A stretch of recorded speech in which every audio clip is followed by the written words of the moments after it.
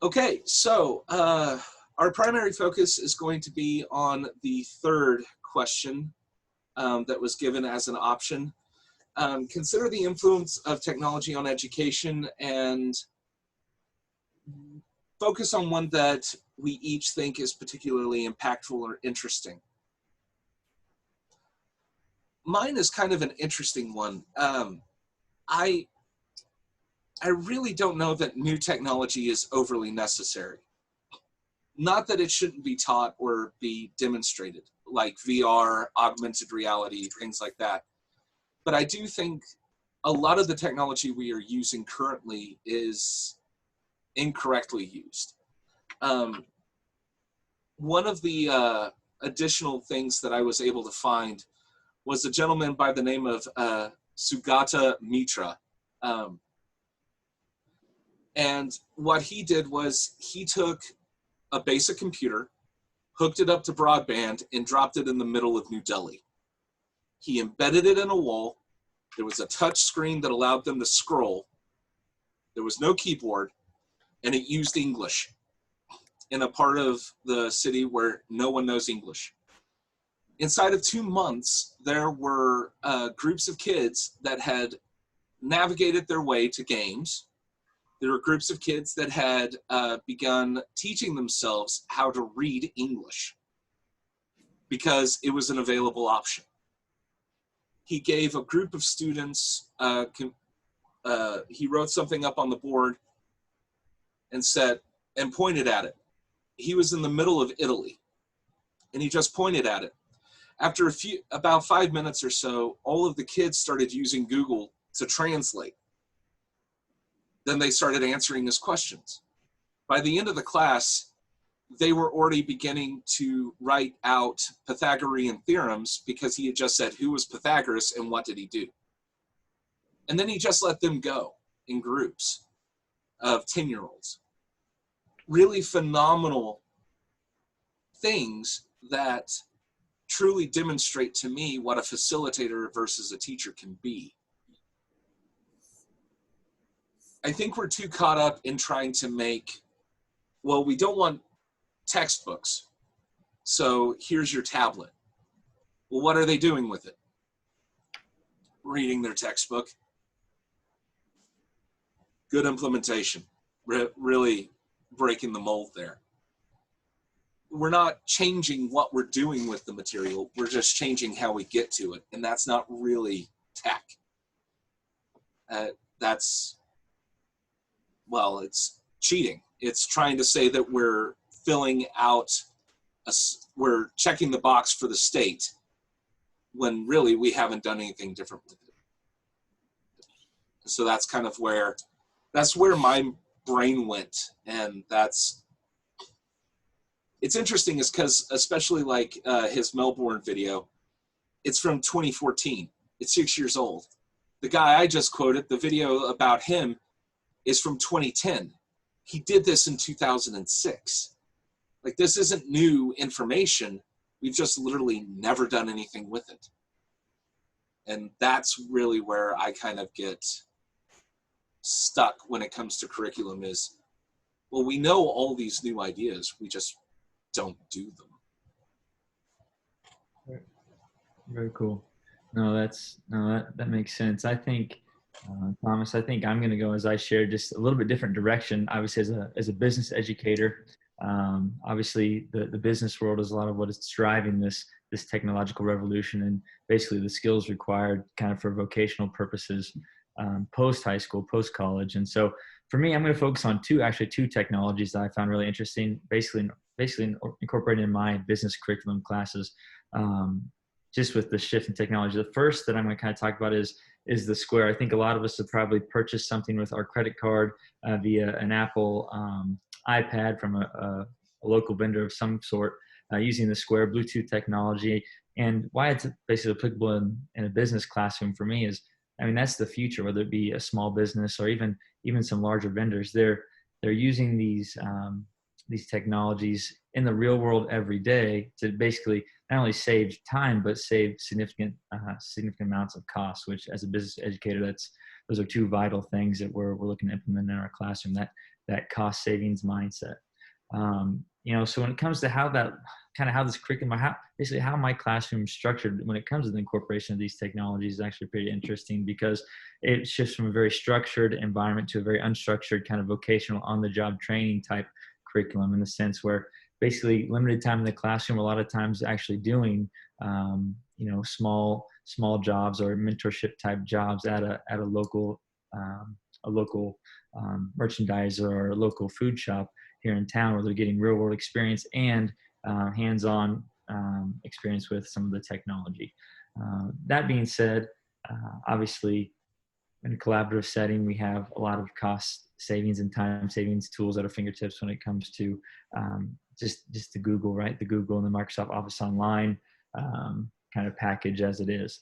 The second one that I'm looking to incorporate in my business classes is, I'm really excited, I just got this, is VR. And that's because just in my former experience in industry, they're always looking for cost savings. So if they can provide digital trainings via virtual reality of maybe onboarding videos for HR, or kind of sequential type videos or virtual experiences rather than just reading through it in an email or a YouTube video, this VR is really actually being used to kind of enhance the onboarding and kind of educational experience for new hires in the real business world as well. So that's what I'm really excited. In a lot of my curriculum, I'm going to actually look to shift in that respect, to kind of incorporate the real world type methods. So long story short, it's going to be a little bit more unstructured, a little bit more at your own pace. And long story short, it's going to be more practical as they look to make that transition into the real world. So I see both those being used from a practical standpoint in the future. So. In Quinter, they had a VR truck show up and do a on-site demonstration of what it would be like to do welding and all of that professionally. And so when you were talking about this, it made me think of that, because that's very much exactly what you're talking about, that kind of mentality of online but live. Of course, the benefit was, nobody lit themselves on fire. I was a big fan of that one. Some of those kids are very clumsy. Fair enough. Well, no, I think it's great. I'm very passionate about it. I don't know, Lauren, do you have, I guess, explain to me kind of how you look to leverage it in your kind of home ec type classrooms. Okay, so like you said, I teach home ec, and so like we have the fake babies, and it's total chaos. Everyone wants to be in the class for like the 2 weeks that we play around with the mechanical babies that whine and cry, and they stress me out, and I have 2 kids. So they're not something I love to use. I think it's kind of a waste. 10 of them are about $10,000+ for the bare basic package, without car seats or anything. It's just the baby hanging out. And so I'm usually kind of against technology in the classroom. I find that, well, I'm only 4'9". I'm really loud and talkative. And so classroom management isn't the easiest for me, especially because I teach in the school I went to. So my colleagues are all my old teachers, and I have 2 sisters in high school here. And so people do often call me Lauren, which I have to ignore, and just all of these various things. And so I actually try to stay away from technology because it's like one more thing that's against me. And so what I do though is I've been partnering with our media teacher, and like, for example, in my tourism class, I teach them for 2 40-minute class periods over a various tourism aspect or something, bring in a guest speaker, and the kids are actually able to then, we formulate interview questions, and we've either gone to the site and visited, like we did the Dream Theater in town, which is our local theater. They show one movie. It's a 1-room area. I took them down there. We created an entire promotional video for them. They taught us all about it. And then my students and the media students together sat down and edited the video. And so we were doing what they call like Bloom's levels. We were doing the highest level, which is creating. and they're creating new and original work. No one had ever done that, and I had found a couple videos through, I'm drawing a blank on what it's called, not Good Morning Kansas. I think that's what it's called, but it's like a Kansas show. And so I kind of took a spin off of that and called it Russell County Today, or RC Today. And we had advertisers, and so they got to go out in the community and see people, which was cool.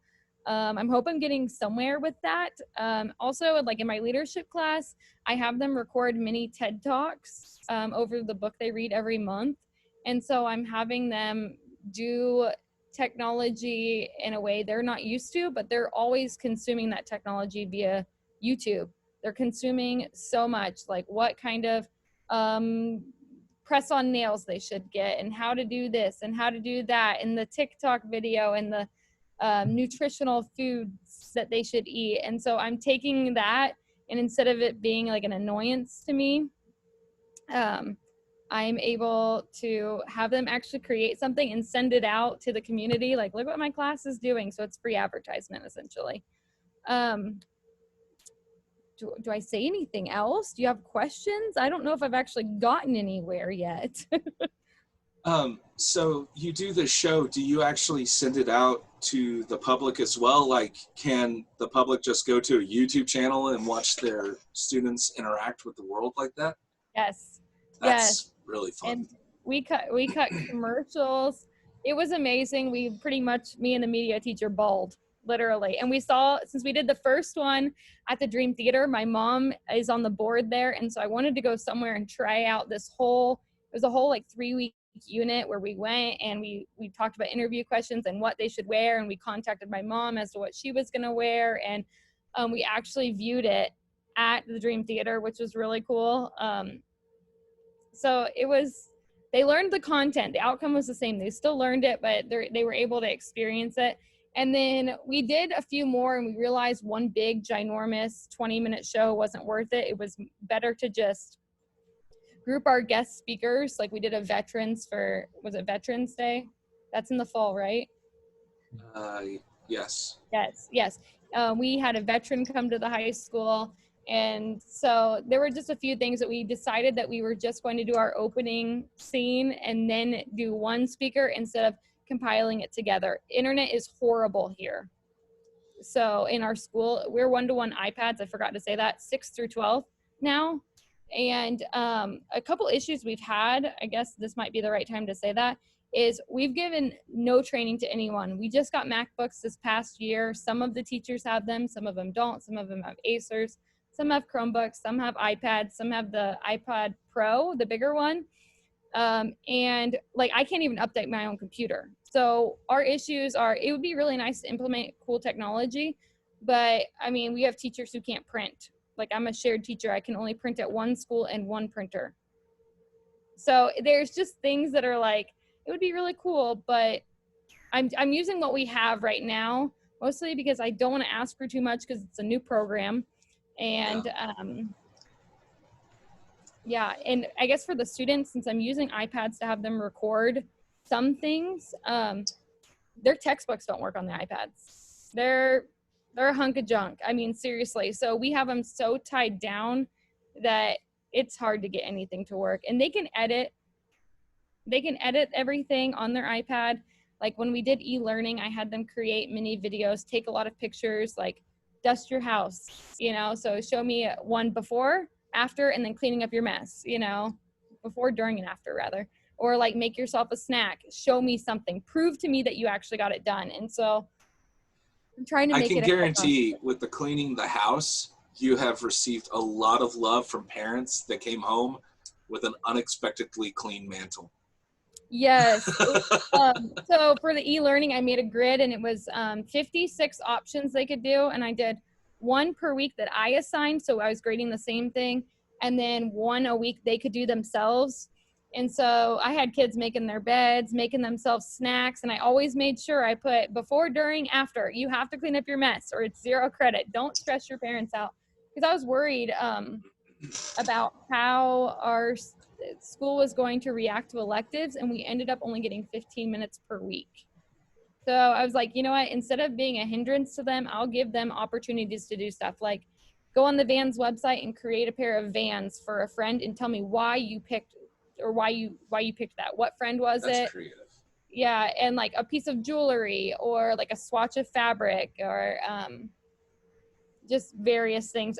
Like vacuum out your car, it's time to vacuum it out. And so they would click on the grid item, it would drop down to the instructions and where they would put their pictures or the video or whatever. And so they worked on one document the whole time. And so I've been able to figure out how to manipulate technology. So I don't have anything really crazy other than the babies. And of course, like mixers and things like that, you have to train them on, but it's not the I don't technology. know. That sounds fairly crazy to me, is because, I mean, I gave my kids an assignment to make a commercial. They had to write a script, submit a script, and I've never seen a group of high school boys so happy to work together in a production company as sitting down on a couch. I don't know how they slouch that much. It hurts my back to even look at. But then they come up with something that's like, okay, that's legitimate. Like, that's an infomercial quality. Now, is that really high quality? Probably not. But they could get paid for that. Like, that's a legitimate use of skill. Bravo. I'm totally stealing that whole, like, broadcast thing. I like that. It's really cool. It's really I like cool. that. That's real. And guess what? That technology is going to be there to stay, is because now the school is getting positive feedback from parents. And yeah, congratulations. You're now Keesa's favorite teacher. Right, exactly. That's a shameless plug that I want to add the teaching pathway in my class. So I'm really trying hard to glean everything I can from these classes so I'm not reinventing the wheel when we come back. But yeah, it was amazing how good the kids were at it. And we even had one girl who wanted to go in the medical field, but she has a lot of medical issues that she will not be able to work a full-time job. And so she's decided maybe she should be an advocate for the disease, because she was kind of our co-host, our main speaker. And so we kind of steered her as a senior, second semester, into an entire different career, which was kind of cool. It was a better fit for her. But a legitimate really career that allows her to have advocacy and agency over herself. Yes.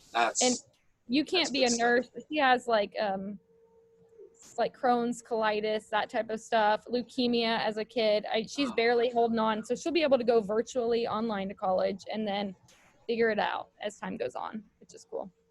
But sorry, that was really long-winded, and I hope I got something said. Well, and I feel like you cheated a little bit. It wasn't just technology that you were interested in. It's ones that you've actually used. So that makes it fun to talk about. Sure. Mr. Spears. Yeah, Daniel, what do you got?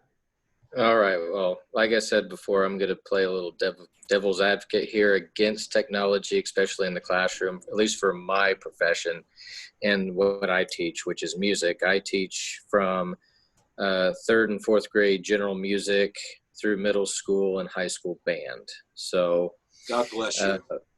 Yeah. So according to some of the things I've looked at, this comes from Ronald, Shannon, and Jackson.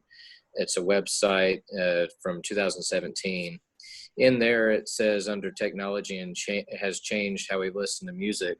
It says the way we've listened to music has changed dramatically from not so long ago, where the only way you could listen or view something is to watch it live. And now we've come, to records, cassettes, CDs, MP3s, streaming devices. So that's a technology that's opened up many avenues in music, which I'm okay with. But now you get into the artist being auto-tuned with digital technology, so you're not getting the 100% person at the performance level. Yeah. So that I'm not a real proponent about, because, you hear somebody on a CD and you're like, oh, that sounds great. I want to go see them live in a concert. When you get to the concert, you're like, they kind of suck. I've had that, and then you go to Huey Lewis and the News, and they're, 30 years past their prime, and they still sound like their CD. Yeah. So, that's just one way that I see that technology really hasn't helped music at all. See, one of the things that I make all my music students listen to is by Jack Stamp, and he is a big proponent about why music matters. If you have a chance, I'd encourage everybody to listen, because not so long ago, people were trying to get rid of music and art in schools because they didn't see it as essential, not like math or science or something like that. In there, it says that, you know, even sports, which has ties to PE, which I love PE, but, you know, I don't like being considered less than, if you know what I mean. So what Jack Stamp says is, in sports like football, you have built-in failures. And what he means by that is, you know, you get 4 opportunities to move the football down the football field. And then if you don't make it, you get to punt. Well, you can't punt in music. You know, in baseball, a good batting average is considered 300, which is 30%. That's 70% failure. And they call you a professional. In music, if we miss one note in a passage, everybody knows it, and it sounds terrible. So he goes in and says, every one student in here is going to miss one note, which is a 95 percentile based upon the notes that they played per this passage. So it'll get you an A, because an A ranges from 90 to 100%. So in this musical passage of Shenandoah, each student that is part of the ensemble misses one note intentionally, and it sounds like total garbage. Then he says, now you'll hear it how it is supposed to be played, 100% correct. And then it is beautiful. Many colors, many everything. You know, it's part of the experience, and music is supposed to draw out an emotion and a connection to the listener. And so if somebody's being auto-tuned, or if someone is trying to listen to this on a recording, they're not going to get the same effect. But music is one of the only places that you're going to find people striving for 100%. They may not always get there, but that is the only practice in schools that we demand perfection. That's true. So that's real true. That's a huge proponent there. Now, talking about technology in my classroom, we are one-to-one iPads as well in the elementary school. So all my 3rd and 4th graders have iPads. Sometimes I ask them to bring them to class because our music curriculum is online based. So they walk in, I have a smart TV, an Apple TV that I hook wireless or Bluetooth up, and we go through the lesson. Well, you love and hate technology 50-50, because you love it when it works, and when it doesn't, it's no bueno. So when I got thrown into this music program, being a first-year teacher, I got roughly a 30-minute explain, this is how you do it, this is what you're supposed to do, now pat you on the butt, and here you go. Well, yeah, trial by fire. The curriculum we had is McGraw-Hill, and it is not 100% compatible with iPads, which was what everybody told our department. It would be 100% compatible. It'll work. It's great, but it's Flash-based, and Flash-based, as we all know, doesn't work on Apple. So I'm pulling things out of my rear end and, you know, doing this and using boom whackers and all this. And the kids love physical things. They need to get their hands on something and manipulate it. Bells, glockenspiels, cymbals, all of that. It's part of the musical experience. Well, if you get digital samples of music and you just sit there and hit a button and it makes noise, how much is that going to disrupt the class? I can take something physically from a student and say, you've lost your turn. But if that iPad belongs to that student, they're just going to sit there and do that no matter what. Yeah. So classroom management, because of technology, is out the window. Plus, another thing against technology is when I ask them to get on the curriculum, what are they doing? They're surfing the internet. They're surfing other classwork from through the day, like pick collage. That's one thing that they do. So they're not looking at music. So I'm constantly having to go around and police the monitors because I don't know what they're actually doing.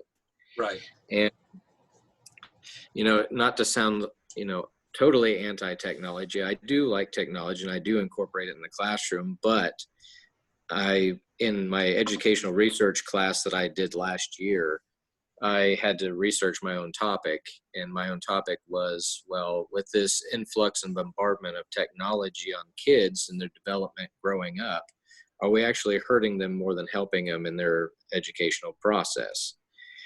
And what I mean by that is, if anybody, I don't know if you've all been to Vegas. I've never been to Vegas, but I've heard stories from people. You know, you have all these lights everywhere flashing. You go to the casinos, what do you hear? Bells and whistles that make you feel good and you want to spend money, and that's where you get into gambling problems. Well, same thing goes for kids, because with all these apps out there, what happens? So they're like flashes, you get rewards, you get dings and whistles, and that all dumps dopamine from your brain, making you feel good and euphoric. That's what they're designed to do for the science of it. Well, if you have a constant dump and flow of dopamine in the brain, it's kind of like taking crack cocaine or, you know, drinking lots of coffee and having that caffeine. You build that up in your system. And then what happens when you stop drinking coffee or you stop smoking? You start having withdrawal symptoms. And with technology and all this, if you take it away from the student, they're going to act out because they don't know how to function without that technology, with that constant stimulus. And research has shown that if you have these withdrawal symptoms, they're going to act out, and it does hurt them in the long run because of all of this. So that's why I'm not real big into iPads, because they're bombarded every day. They have the TV, they have digital road signs on their way to school, they have commercials, they have ads, they have iPads with, you know, haptics and bells and whistles and flashing screens that, you know, excite them, but there's really no downtime to that because they're constantly under stimulus from one class to another, and we're keeping on this train of, well, we need more technology, we need more technology, we need to catch up, the kids are so advanced. No, I actually pulled my kids last year and said, you know, with the online curriculum, it wasn't working. I said, would you rather me find some online curriculum that does work, or do you want to go back to textbooks? And 98% of them, I think I had one or two say no, were for textbooks. They wanted to go back to textbooks. They want to hold that thing. They want to flip through the pages. They want to read it. And they don't want these screens. So, and there is a lot of research that says exactly that. And I agree. I do think that there is a lot that we could do correctly with technology that we're not doing correctly with technology. Like I was saying, you know, replacing a textbook with an iPad just gives them an iPad. It hasn't actually done anything new or beneficial for the kid necessarily. It might be cheaper for the school in the long run. I don't know. I mean, they don't let me in the budgetary committee, and to be honest, they probably shouldn't. But that's, I agree. The way we've been using technology has kind of hamstrung us, because now we're in a position where, oh, well, we use technology all the time. Oh, really? What do you do with it?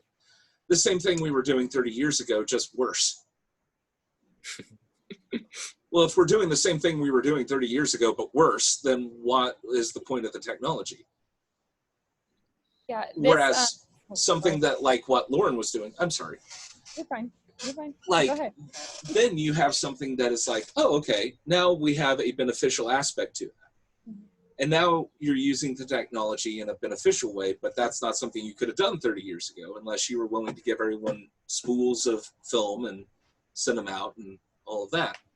So, yeah, the technology we have is definitely advanced enough to give the kids 99% of what they need, until you get to business and commerce and things like that, where all the bleeding stuff, you know, all the Bluetooth and everything else is really starting to reside more so at the moment.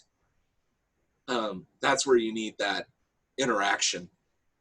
I think you hit on the head, and I think we're kind of getting to that point. But I think depending on your content area, right? Depending on your vocation, depending on your practice and skill set. I mean, we all need to acknowledge that technology is obviously becoming more invasive, but at the same time, what it looks like for you, what it looks like for me in my content area, in my profession, it's variable, you know. And if we can teach them the basics on how to think and leverage those skills in a way of, maybe it's how do I use technology to enhance my practice versus, you know, how do I use technology to supplement or make up for my practice. I think if we ask the right question, we're in doubt all better off. You know, just like a car is a great vehicle for transportation, it's also a 2-ton killing machine. You know, so at the end of the day, it's just one of those things that once we find that balance in our respective field and in our respective vocation, I think we're golden. And it's okay that it looks different, right?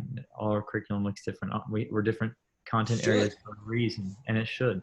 And I think you know, these questions have a tendency to pigeonhole us, you know, black or white. But the reality is, it's gray, and it's okay that it's gray, different shades for different folks. And so, yeah, for me, I've really enjoyed listening to all you guys kind of share your perspective. You know, I found the band piece very interesting because it's so far removed from my athletic kind of background and my business. So it's really cool to see that, and I have such an appreciation for it. But it's cool to hear your analogy of demanding perfection, which is, I'd never thought about that before. But yeah, man, that's all I have. I've really enjoyed listening to you. I don't know if you guys have anything else you want to share before we continue or conclude, but yeah, I cut off Lauren, so I know she's ready for one. Sorry. Okay. No. So something that's lacking, I thought was kind of funny. So we don't do anything with digital citizenship. We're getting down to elementary level, one-to-one iPads. They don't know anything about any of the technology. Over the e-learning, I had an 8th grader who didn't know every email goes to your your sent box. And he's like, well, I don't know if it actually sent. And it's like, you're in 8th grade.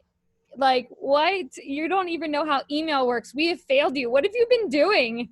And so I thought that was just like, not only do we not give teachers the training they need for these new devices. I mean, we have old teachers who've got a MacBook that are like, I don't even know how to turn it on. Oh, there's a finger sensor. Oh, okay. All right. I mean, they have iPhones, but it's not the same. Yeah. And then, so I would like to see more digital citizenship. And there was some class I took, maybe it was this earlier in the summer, where we did like a whole digital citizenship lesson. And so I took that, and I'm actually, since I teach life skills, I can throw that in anywhere pretty much and just add a couple like little things to it. But this is mostly for music, what I wanted to say. So my father-in-law is a professor at Fort Hays in music. My mother-in-law is a teacher in music for like 20 plus years. And she said the best thing she did from e-learning was to record, you know, like when you do the seats, I guess it's in high school mostly, when you're like first chair clarinet, second chair. Do you have a big enough band for that? She has what? I have 12. Oh, okay. Well, maybe this isn't a good idea. Send it to all your music friends. I have a clarinet person. Okay. Well, she had them record the music she wanted to test them on in a video, like a little 60-second video. So she just watched it at home and was able to decide your first chair, your second chair, instead of the commotion of in the classroom and wasting a whole class period. She just realized she could do that this past year. I mean, she's 50, all right, but like that was one way. She was like, oh yeah, I'm never changing that ever again. We're always going to have them record at home or by themselves in the little practice room. So even though you have 12 kids, I don't know, it might be nice. Yeah, one thing I would like to add to this whole thing is, as educators and teachers, future leaders and such, we need to incorporate into our lesson plan a section on just talking with our students and having a conversation back and forth. Instead of just teaching curriculum, we need to also engage them in conversation. Because with the influx of all this technology, I have seen students sitting side by side before, texting back and forth instead of talking.